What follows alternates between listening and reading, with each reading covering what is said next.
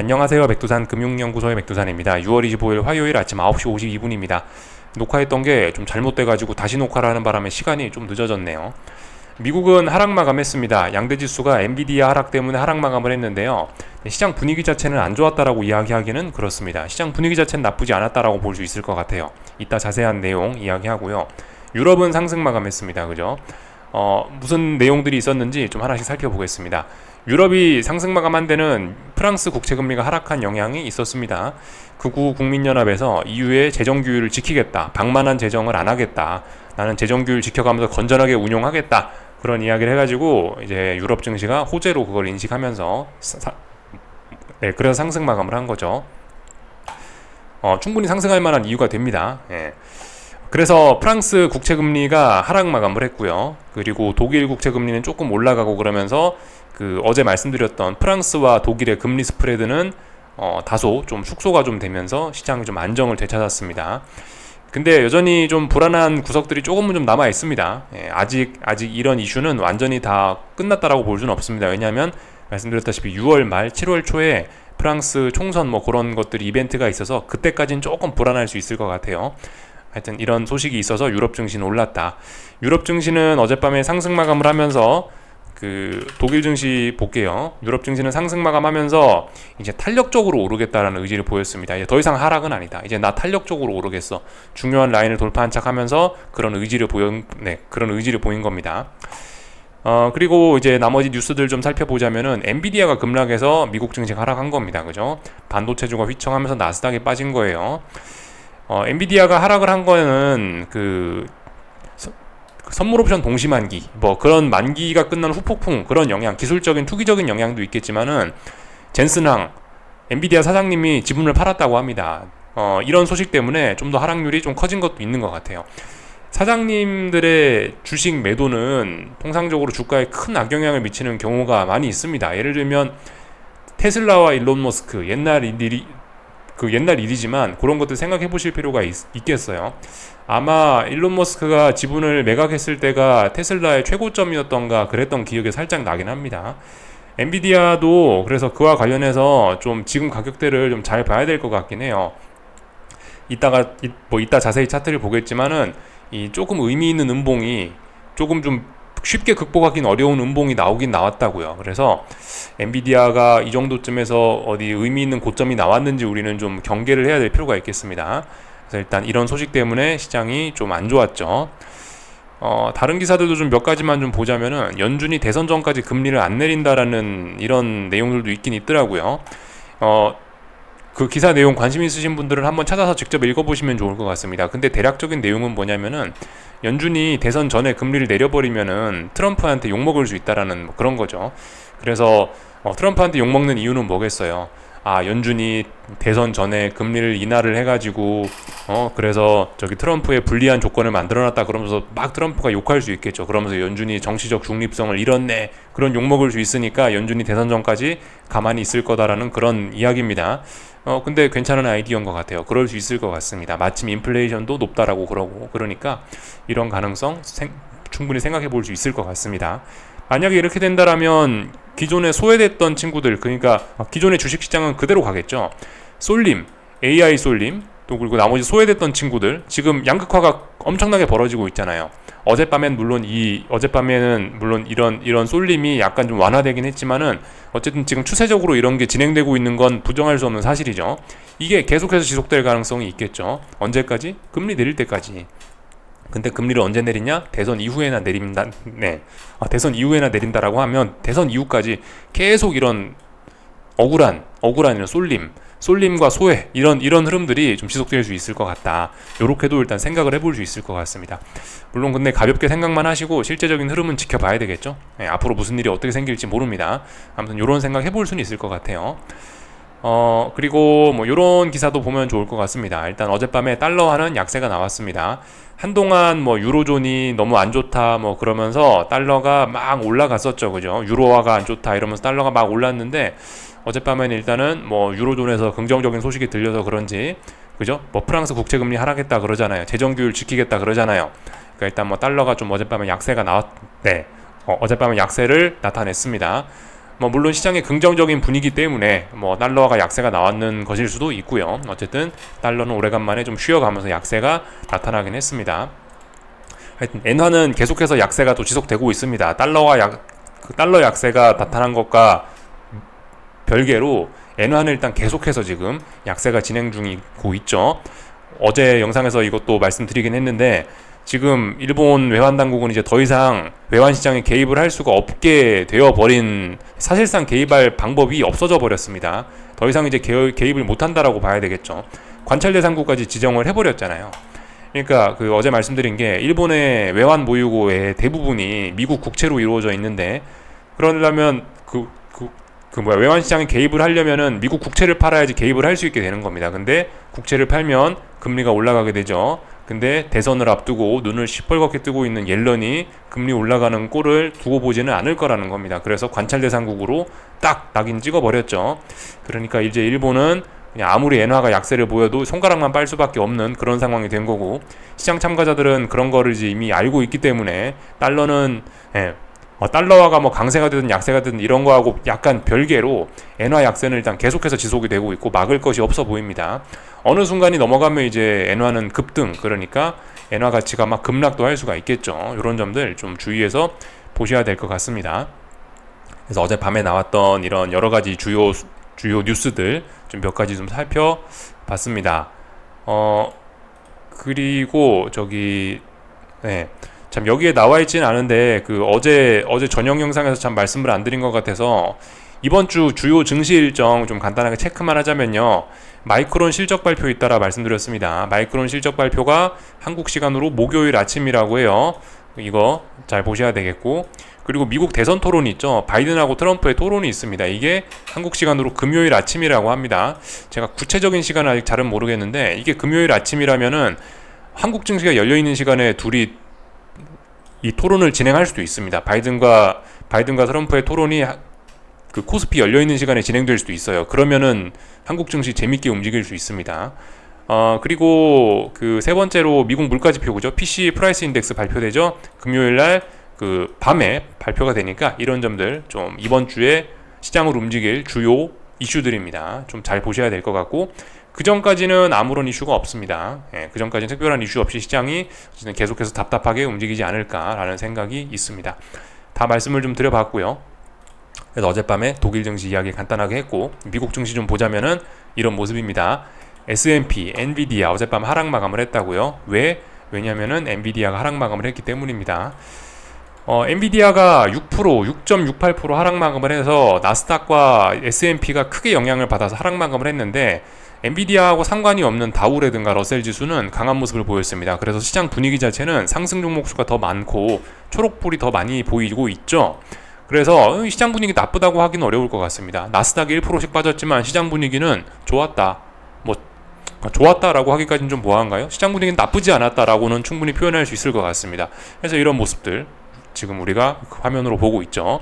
다른 종목들은 비교적 좋았다라는 거예요. 뭐 달러가 약한 것도 좀 우호적이었을 거고, 금리가 좀 떨어진 것도 우호적이었을 거고, 하여튼 우호적인 요인들로 인해서 이런 모습들이 나타났습니다. 한동안 AI 쏠림, 나머지 종목 소외라는 그런 굉장히 건전하지 못한 안 좋은 움직임들이 좀 많이 있었는데, 어젯밤은 그런 안 좋은 현상을 어젯밤은 그런 안 좋은 걸 많이 극복하는 어떤 좀 많이 회복되는, 건전성을 회복하는 그런 과정이라고 볼 수가 있겠습니다. 근데 말씀드렸다시피 이게 계속 추세적으로 이렇게 될지는 의문입니다. 어떤 점을 좀 생각을 해보면 좋겠냐라는 거를 좀 말씀 좀 드려보자면은, 지금 엔비디아라든가 나스닥은 일단 굉장히 강하지 않습니까? 나스닥인데요. 나스닥이 이렇게 강하죠. 얘가 만약에 이제 하락 추세로 전환된다라고 가정을 해봅시다. 그렇다면 얘가 그 전환이 되려면 어떤 과정을 거쳐야 될까요? 역시 나스닥 2만은 절대 넘지 못하는 엄청난 무거운 저항이야라는 합의가 거쳐진 뒤에, 그래야 이제 나스닥이 하락으로 뭐 전환을 하든지 할 수가 있겠죠. 그래야 뭔가 시장이 바뀌는 것이겠죠. 그죠? 근데 이게 2만이라는 자리가 뭐 예를 들어 무거운 저항이다, 여기가 고점이다라는 걸 확인을 하려면 얼마나 시간이 많이 걸리고 얼마나 합의가 많이 필요하겠습니까? 들썩 하면서 충분한 합의 과정을 거쳐야 죽을 거 아니에요. 죽더라도 얘가 죽어야 뭔가 시장에 변화가 생기는 거니까, 그죠? 지금까지 나스닥의 움직임을 여러분들과 제가 잘 보셔서 아시겠지만은 나스닥이 어떤 이런 저항을 확인하는 데는 최소 몇 달의 시간이 걸리기도 합니다. 물론 이제 좀 빠르면 몇 주 정도에도 시간이 몇 주 정도로 확인이 되는 것도 있긴 있는데 보통 달 단위로 확인이 필요하단 말입니다. 엔비디아는 어떻겠어요? 엔비디아도 지금 밀렸던 이 자리가 고점이야 라는 거를 의미 있는 고점이야, 여기가 역사적 고점이야 라는 걸 확인을 하려면은 이 자리 140이 역사적 고점이야 라는 걸 확인하려면 최소 이 주변에서 한두 달은 놀아야 될 겁니다. 그러니까 아직까지 엔비디아와 나스닥은 죽지 않았다라는 겁니다. 그러니까 아직까지 주도주가 안 죽었으니까 계속해서 쏠림은 지속되겠죠. 이 아직까지 소외된 친구들로 본격적으로 자금이 유입되기에는 AI와 나스닥이 아직도 눈을 시퍼렇게 뜨고 있기 때문에, 아직도 얘네가 굉장히 강하기 때문에 이렇게 진행되기는 일단 조금 좀 어렵지 않을까라는 생각입니다. 추세적으로 계속 건전성을 회복하기는, 계속 소외되던 친구들 돈이 들어가고 나스닥이 건전하게 조정을 받고 이런 거는 조금 좀 나타나기 좀 어려운 것이 아닐까라는 생각이 듭니다. 더군다나 말씀드렸죠. 이 지금 모든 쏠림, 이런 극심한 쏠림과 소외의 원인이 뭡니까? 근본적인 원인이 미국이 금리 인하를 안 해서 그런 거잖아요. 사실 금리 인하 기대감은 있는데 금리 인하를 안 하니까 계속해서 소외되는 친구들이 소외되는 건데, 좀 전에 제가 기사 하나 보여드렸던 것처럼 대선 전까지 금리 인하 안 할 분위기죠. 사실 지금 보면요. 그래서 이런 거 생각을 해보면 어쨌든 한동안 주식시장에 이런 건전하지 못한 이런 쏠림은 좀 더 지속될 가능성이 높고, 우린 이런 거를 좀 잘 활용해야 되지 않을까라는 생각이 좀 들긴 합니다. 그래서 일단 어젯밤은 뭘 했냐, 그냥 가만히 있었습니다. 저는요. 그래서 하여튼 빠졌습니다. 조금 빠졌는데, 어젯밤에 엔비디아가 6%씩 막 빠지긴 했는데, 이런 점들도 좀 눈에 띄긴 합니다. 엔비디아가 하도 빠지니까 전반적으로 이제 시장 분위기가 좀 같이 침체가 되는 그런 느낌이 좀 있긴 있었어요. 그죠? 그러니까 이런 것들도 좀 우리가 생각을 해봐야 됩니다. 계속해서 소외됐던 친구들이 좋아지기에는 AI가 조정이 나오고 나스닥이 조정이 나오면 소외됐던 친구들도 계속 가긴 어렵구나라는 걸 어젯밤에 살짝 우리가 엿볼 수 있긴 있었어요. 엔비디아가 사실 어젯밤에 하루 종일 빠졌단 말이에요. 하루 종일 시원하게 빠졌어요. 사실상 잠깐 엔비디아 분봉을 보면은 15분봉 볼까요? 어젯밤 15분봉 요 영역입니다. 요 영역 하루 종일 시원하게 빠졌단 말이죠. 그러니까 이게 얘가 하루 종일 시원하게 빠지니까 결과적으로 분위기 좋던 러셀 지수나 이런 친구들도 상승률을 제대로 유지하지 못하고 빌빌빌빌 거렸단 말이에요. 다우지수도 그렇고. 그래서 어쨌든 AI에서 돈이 빠져나오면은 소외됐던 친구들로 갈 거야라는 그런 생각은 조금 좀 어렵지 않을까라는 생각이 좀 들긴 합니다. 어젯밤 그죠? 결국 엔비디아가 시장 분위기를 좀 전반적으로 떨어뜨린, 전반적으로 좀 안 좋게 만든 그런 게 있긴 있습니다. 그리고 이와 관련해 또 생각을 해볼 점이, 지금 대형주가 움직이는 거잖아요. 대형주, 빅스 지수 이런 것들이 지금 움직이는 건데, 지금은 아직까지는 빅스가 차분한 영역이에요. 빅스가 막 튀어오르고 지금 그런 엄청난 고변동성의 영역이 아닙니다. 물론 오래간만에 변동성이 좀 나오긴 나왔죠. 나스닥이 1%씩 빠지고 엔비디아가 6%씩 움직이고, 그러니까 오래간만에 나스닥이 좀 많이 움직였네 싶긴 하지만은 지금 이건 변동성이 터진 게 아니거든요. 이거는 그냥 차분한 상황입니다. 변동성이 제대로 터진 게 아니에요. 대형주들은 아직도 차분하게, 어떤 이게 위기 이런 게 아닙니다. 그냥 차분하게 평소처럼 움직이고 있어요. S&P가 3거래일째 연속으로 좀 부진했지만 그래봐야 5일선도 안 깼고, 나스닥은 5일선을 깼지만 지금까지 상승률에 비하면 아무것도 아니란 말입니다. 이거 의미있게 변동성이 터졌다라고 하려면은 나스닥이 하루에 2% 3% 빠지거나 그러면 이제 조금 폭락이라고 이야기할 수 있을 것 같아요. 어젯밤에 이런 움직임은 물론 이제 워낙 오랜 상승을 겪은 평화로운 나날에 적응되어 있는 투자자들에게는 급락이라고 느껴졌을 수 있겠지만은, 어떤 변동성의 관점, 파생 상품의 관점에서 봤을 때 이런 거는 급락이 아닌 겁니다. 이런 건 그냥 차분하게 조금 빠진 거예요. 2, 3% 이렇게 빠져버린 게 조금 급락 폭락이라고 할 수가 있는 겁니다. 아직은 아직은 변동성이 터지지 않은 상황인데, 그럼에도 불구하고 이제 엔비디아의 급락 이런 게 러셀 지수나 이런 데도 은은하게 지금 영향을 미치는 모습이 좀 나타나는데, 만약에 이제 얘네가 변동성까지 터져버린다면, 빅스가 올라가고 S&P 지수가 몇 퍼센트 단위로, S&P가 한 1%, S&P는 1%, 1.5% 정도 빠지면 급락 폭락이라고 할 수 있겠네요. S&P가 그렇게 빠지고 나스닥이 2, 3%씩 빠져버리고 그런 일이 나타난다라면, 그때는 그렇게 급락 폭락이 나타나버리면 러셀 지수가 좋기는 어려울 겁니다. 그런 점들을 좀 생각을 해봐야 될 것 같아요. 그래서 뭔 이야기하다 일로 넘어왔냐면, 결과적으로 이 쏠림이 해소되긴 좀 어려울 거다. 계속해서 소외되는 친구는 소외되고 잘 나가는 친구는 잘 나갈 거다. 뭔가 이제 드라마틱한 변화가 나타나기 전까지는요. 근데 이제 그런 드라마틱한 이벤트들이 이런 것들이 될 수 있는 거죠. 목요일, 금요일에 몰려있는 이런 이벤트들이 될 수 있는 거고, 아니면 빅스가 아니면 어떤 금융시장의 어떤 특정한 자산들의 가격에 의해서 그런 변화가 촉발될 수도 있는 거고, 대표적으로 빅스 같은 거 이런 것들 좀 잘 보시면 되겠죠. 그래서 하여튼 이런 점들을 좀 잘 봐야 되겠다 이겁니다. 그래서 이제 어제쯤부터 말씀을 드린 게, 소외됐던 친구들은 하방으로 한번 매집을 하거나 이런 것도 가능하지 않겠냐라는 생각을 좀 말씀을 좀 드려봤는데요. 하여튼 유효한데, 아직 당장 소외됐던 친구들도 지금 하방으로 진입할 그런 구체적인 타이밍은 아닌 것으로 보입니다. 아직까지 얘네는 어젯밤에 보시다시피 상승했죠. 일단 조금 더 올라오겠다라는 그런 의지를 보인 거예요. 좀 전에 독일 증시 보셨다시피 탄력적으로 올라가겠다라는 의지 보인 거고, 러셀 지수도 어젯밤에 조금 탄력적으로 올라볼까 이런 의지를 살짝 보인 거거든요. 그래서 아직까지 당장 소외됐던 친구들도 하방 베팅할 만한 그런 근거는 없는 것으로 일단 보입니다. 그래서 일단 기다리고 있죠. 말씀드렸다시피 나스닥이나 AI 친구들은 하방 베팅 지금 하면은 굉장히 좀 위험하죠. 말씀드렸다시피 충분한 합의 과정을 거치는데, 그런 합의 과정 중에서 우리가 하방 진입하고 싶으면 기회가 분명히 많이 있을 겁니다. 그래서 지금은 굳이 위험을 감수할 필요 없다라고 말씀을 드리고 있죠. 그래서 일단 이런 상황입니다. 그래서 그죠? 하여튼 얼마 안 빠졌다고요. 이 정도면은 일단 상승 중 가벼운 눌림. 러셀 지수가 튀어 올라오긴 하고 있습니다. 이 러셀 지수인데요. 러셀 지수가 이렇게 튀어 올라오고 있는데, 위쪽에 일단 저항들이 좀 많이 있고, 기존의 이런 약세 때문에 어쨌든 탄력적으로 계속 튀어 올라오긴 좀 어려울 수 있습니다. 혼란스러운 그런 구간이고요. 어쨌든 그리고 아직까지 의미 있게 올라온다라는 그런 신호까지는 아직까지는 좀 없습니다. 일단은 이거는 단기 바닥 만들었고, 일단 혼조한 구간, 일단 이 정도로 일단 볼 수가 있을 것 같아요. 아직까지 탄력적으로 올라온다라는 그런 신호까지는 좀 아닌 것 같습니다. 근데 탄력적으로 올라올 가능성이 조금은 좀 보이고 있죠. 하여튼 근데 말씀드렸습니다. 어젯밤에 지금 러셀 지수 같은 거는 너무 오랫동안 옆으로 이렇게 횡보를 해가지고, 보시면은 이런 이평선들도 쫙쫙 수평으로 펴졌다, 이런 이야기는 뭐냐면 그만큼 에너지가 잘 모여 있다라는 거고, 이 에너지가 어딘가로 터져 나오면은 굉장히 크게 터져 나올 것 같은데, 지금 이거 아래쪽으로 터져 나올 가능성을 간과할 수 없다라고 그죠. 그래서 러셀 지수는 반등시 매도 전략으로 한번 접근을 해봐야겠다라고 말씀을 좀 살짝 좀 드려보긴 했는데, 어쨌든 어젯밤이 타이밍은 아니죠, 그죠. 분명히 지금 위로 올라오고 있으니까 지금은 일단 더 올라가겠다라는 그런 생각이 있는 거로 보이고, 좀 의미 있는 음봉이 나오면은 그러면은 이제 진입을 하든가 그런 생각입니다. 하여튼 러셀 지수는 3중 고점형 이런 식으로 좀 만들고 있는 모습이고, 에너지는 많이 쌓여 있죠.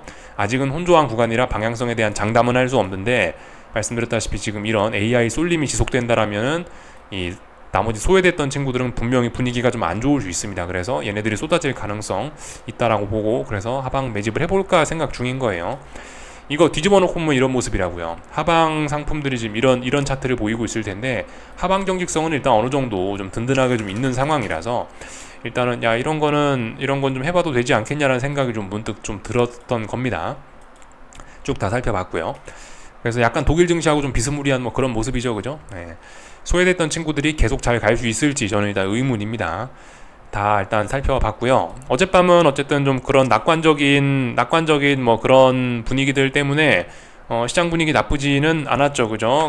금리도 조금 떨어졌습니다. 금리가 떨어져서 러셀 지수가 올랐는지, 러셀이 올라서 금리가 떨어졌는지 어쩐지 모르겠지만 금리가 떨어졌어요. 금리가 중요한 지지선을 중요한 저항이 있는데, 어젯밤 넘어갈 거였으면 넘어갔었어야 되는데, 어젯밤 오히려 하락 마감을 했으니까 계속해서 아래쪽으로 갈 가능성은 좀 높아졌습니다. 그래서 지금 보시면 금리는 여기서부터 여기까지 빠지고, 반등다운 반등도 없이 또 빠지겠다는 거예요. 그럼 사실상 거의 4% 초반까지도 지금 하락할 수 있는 그런 모습이 됐습니다. 금리가 요렇게 지금 올라가던 이런 추세가 있었는데, 이걸 이번에 지금 극복을 하고 지금 약간 하락으로 좀 전환이 돼가지고, 여기서 보니까 혹시나 전환되지 않나라고 혹시나 전환되는 게 아닌가 싶어서 좀 열심히 봤는데, 전환이 좀 잘 안 되고 있습니다. 그래서 일단은 어떤 이런 낙관론들은 좀 계속해서 좀 지속이 될 가능성이 있을 것 같긴 합니다. 그래서 만약에 이제 금리가 계속해서 떨어지면 근데 러셀 지수에는 좀 좋은 영향을 미칠 수도 있긴 있을 것 같은데, 글쎄요. 근데 금리가 떨어진다고 해서 러셀 지수가 과연 정말 좋은 모습을 보일지, 만약에 얘가 훅 떨어져 갖고 시장이 더욱 낙관적으로 변하면 사람들은 AI 주식만 사는 게 아닐지라는 생각이 오히려 더 들긴 합니다. 하여튼 아직까지는 답답한 구간인데요. 거의 아래쪽으로 방향성이 정해져 가는 것 같습니다. 이미 이렇게 한번 아래쪽으로 좀 틀어지기도 하고 해서 계속 그런 영향을 좀 받는 것 같아요. 근데 아무튼 이번 주에 물가지표나 이런 것들 좀 보면 되겠죠. 달러는 어젯밤에 조금 떨어졌습니다. 근데 아직까지 일단 위쪽으로 올라가는 이런 흐름들 계속해서 유효합니다. 그죠? 이런 흐름들 좀 다 보면은 될 것 같습니다. 엔화 이런 것들 좀 잠깐 좀 체크하자면은 계속해서 일단 올라가고 있습니다. 이거 막을 방법이 없어요, 지금. 엔화가 이렇게 계속해서 약세를 보이다 보니까 이 우리나라 N1 환율도 계속해서 이 아래쪽으로 가고 있습니다. 그래서 이 의미 있는 지지선이었음에도 의미 있는 가격인데도 불구하고 지지력이 없이 계속 흘러내리고 있습니다. 이거 레벨 다운될 가능성 좀 높아 보입니다. 그래서 일단은 그죠, 엔화 약세 계속해서 지속이 되고 있다.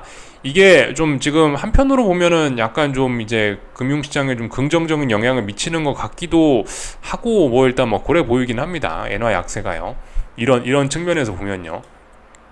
근데 어쨌든 근데 엔화 약세는 조금 더 시간이 지나면 일본 증시엔 분명히 큰 부담이 되고 너무나 정도가 심하면은 이거는 글로벌 증시에도 분명히 좀 악영향을 미치긴 할 텐데, 최소한 어쨌든 엔화 약세가 당장 뭐 글로벌 금융시장에 지금 당장 악재다 뭐 이렇게까지는 볼 수는 일단 없을 것 같긴 합니다. 일단은 뭐 지금 당장 뭐 움직이고 있긴 한데 분명히 별 5개짜리 좀 중요하게 봐야 될 만한, 경계해야 될 만한 점이긴 한데, 당장 일단 주식시장은 일단 그런 거를 좀 모르는 척하는 느낌. 오히려 지금 갑자기 별 5개로 등극한 거는 엔비디아가 더 빠질 가능성이 오히려 그죠, 별 5개짜리 위험으로 좀 등장하긴 했죠. 그죠. 하여튼 그런 재밌는 상황입니다. 엔비디아 지금 조정 굉장히 많이 지속되고 있는데 사실 이게 그렇게 많이 빠진 건 아닙니다. 지금까지 올랐던 거에 비하면 세 발의 피죠. 얼마 안 빠진 거죠. 눌림시 매수가 당연히 정석이고요.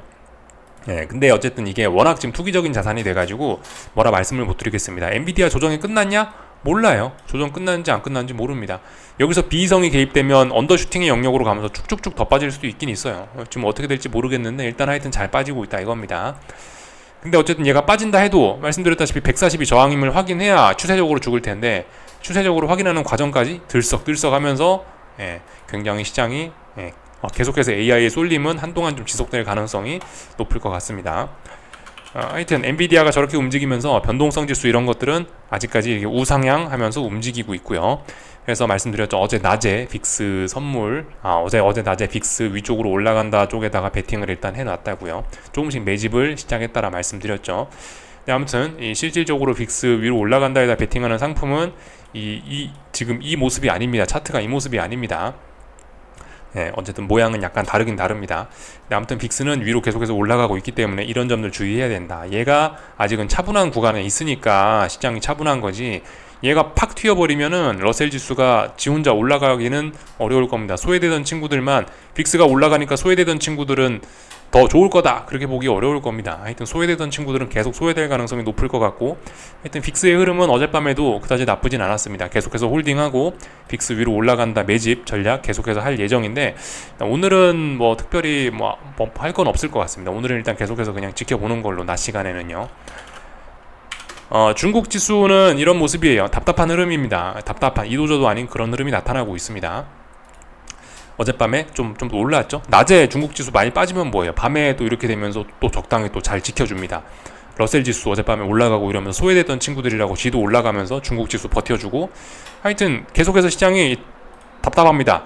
가는 놈만 가고, AI 가는 놈만 가고, 소외되는 놈들은 계속해서 소외가 되다 보니까 계속해서 이렇게 계속해서 양극화가 진행이 되다 보니까 시장 상황이 좀 애매해져가지고, 중국 증시 같은 거는 솔직히 평상시였으면 급락폭락도 충분히 예견할 만한, 급락폭락도 이야기할 만한 그런 자리인데 급락폭락도 없어요. 그냥 계속해서 옆으로 가는 겁니다. 이도저도 아니에요. 이와 비슷하게 구리 가격 이런 것도 그래요. 이거 구리 가격인데 구리도 옆으로 벨벨벨 기기만 해요. 이쯤 됐으면 한번 급락폭락 쏟아질 만도 하거든요, 시원하게. 근데 그렇지도 않습니다. 그냥 계속해서 답답한 흐름들 이어지고 있죠. 뭐 유럽 증시 이런 것들도 급락폭락이 계속 지속될 수도 있었는데 그냥 버티잖아요, 그죠? 러셀 지수 이런 것도 솔직히 지난주에 좀 위험했었다고요. 급락폭락 할 수 있었는데 그냥 버티고 넘어가잖아요. 계속해서 이런 답답한 흐름 지속이 되고 있습니다. 근데 이런 답답한 흐름은 어쨌든 금융시장에 뭐 이런 이슈 때문에 이런 이슈 때문에 변화가 생기든 아니면 빅스 때문에 변화가 생기든 어쨌든 이런 것 때문에 변화가 생길 수도 있다. 경계 정도는 하시면 될 것 같습니다. 전반적인 내용들 다 봤고요. 국제유가는 어젯밤에도 오르네요. 그렇다면 일단 추가 상승 가능성이 좀 더 높아졌습니다. 그리고 금값 같은 거는 계속해서 일단 저는 일단 안 좋게, 일단 단기적으로는 좀 일단 안 좋게 봅니다. 중장기적으로 일단 위로 계속해서 올라갈 것 같긴 한데요. 중장기적인 상승 추세는 유효하다라고 보는데, 단기적으로 특정 가격대에서 장대 음봉을 너무 많이 얻어맞아가지고 얘도 일단 급락 위험이긴 합니다. 근데 말씀드렸다시피 지금 시장 분위기가 좋고 이러니까 급락해야 될 때 급락을 다 안 한다고요. 그래서 그냥 추세적인 연속성 이런 건 없이 계속해서 일단 분위기는 안 좋긴 한데, 제 생각에는 가장 좋은 건 이런 건 같아요. 가장 좋고 안전하고 정석적인 거는 금값은 차라리 여기서 한번 폭락을 하면은 그런 매수해라. 이게 차라리 정석적인 대응이 되지 않을까, 이게 안전한 전략이 되지 않을까 싶습니다. 여기서 금값이 하락한다라고 베팅을 하긴 조금 부담스러운 측면이 있을 것 같고, 떨어지면 매수 이런 거는 이런 건 중장기적인 상승 추세 중이니까 그런 거는 뭐 문제는 없을 것 같긴 합니다. 쭉 다 말씀드려봤습니다. 다 봤고요. 한국 증시는 오늘 뭐 보시다시피 이렇게 강한 모습들 계속해서 보이고 있습니다. 그 코스피 강한 모습들 보이고 있는데, 하여튼 그죠? 엔비디아가 뭐 조금 빠지긴 했더라도 아직까지 AI 이런 친구들이 워낙 강해서 삼성전자, 하이닉스 여전히 뭐 강하다라고 볼 수 있겠고, 하이닉스는 그냥 건전한 조정이라 볼 수 있겠고요. 그리고 요즘에 저기 코스피를 끌어올리는 게 또 저기 현대차, 기아차 이런 친구들이 또 시장을 또 끌어올려주고 있기 때문에 코스피는 일단 계속해서 강하다. 근데 코스닥은 약하다 이겁니다. 에코프로라든가 이런 2차전지 친구들이 굉장히 좀 약하기 때문에 그런 점들은 좀 주의해서 봐야 될 것 같습니다. 그래서 뭐 말씀드렸다시피 2차전지 종목들이 굉장히 약하다고요. 2차전지 ETF 이런 것들 보시면은 중요한 지지선들 다 깨버렸다고요. 그래서 이미 추세적으로 죽기 직전이고, 얘도 사실 그래요. 얘도 이제 급락 폭락을 눈앞에 두고 있습니다. 2차전지 친구들도. 근데 뭐죠? 말씀드렸다시피 시장 분위기가 그럭저럭 괜찮고 빅스가 그럭저럭 버티고 있으니까 급락 폭락은 안 하고 있어요. 답답합니다. 그런 상황들이 좀 지속이 되고 있는 뭐 그런 상황이죠. 그래서 일단 전반적인 내용들 좀 다 봤고요. 어쨌든 아직까지 강한 건 코스피입니다. 코스닥은 약한 거고요. 이렇게 일단 보실 수가 있겠고, 한국 증시 변동성도 뭐 보시다시피 근데 심상치는 않습니다. 빅스 지수가 하방 경직성 보이는 것처럼 V코스피도 계속해서 잘 버티고 있습니다. 이평선들 잘 수렴해 있고요. 위쪽으로 튈 가능성을 좀 생각을 해봐야 되겠습니다. 왜냐하면 이제 저점을 높인 상황이기 때문에, 저점이 이렇게 높아지는 상황이기 때문에 그런 점들을 좀 생각을 해봐야 되겠습니다. 그래서 일단 뭐 전반적인 내용들을 일단 다 봤죠. 코스닥은 계속해서 뭐 약하다 뭐 그런 이야기 드려봤고요. 하여튼 뭐 여러 가지 종목들이 좀 힘이 없긴 하더라고요. 어제 안 그래도 그 요즘에 현금이 생기니까 이것저것 시장 움직임들 조금 더 뭐 자세히 보고 있는데, 게임주들 뭐 이런 것들도 사실 어젯밤에 좀 보고 한국 게임주들 어제 좀 살펴보기도 했는데, 한국 게임주들도 사실 중요하게 이렇게 중요한 자리를 횡보를 하고 있더라고요. 중요한 자리 넘어가기 직전이었는데 어제 크래프톤이었죠. 뭐 그런 친구들이 폭락을 하고 그래가지고 넘어가야 될 자리에서 또 못 넘어가더라고요. 이런 모습들 보이고 있고, 어쨌든 뭐 조선 이런 쪽으로도 요즘에 뭐 해운업종 해운 운임이 올라가가지고 조선업종 이런 것도 조금 긍정적인 영향 받긴 받는데, 특정 몇 종목만 올라가고 시장 전반적으로 뭐 힘이 있고 그래 보이지는 않습니다. 그래서 조금 좀 뭘 하기는 애매한 것 같더라고요.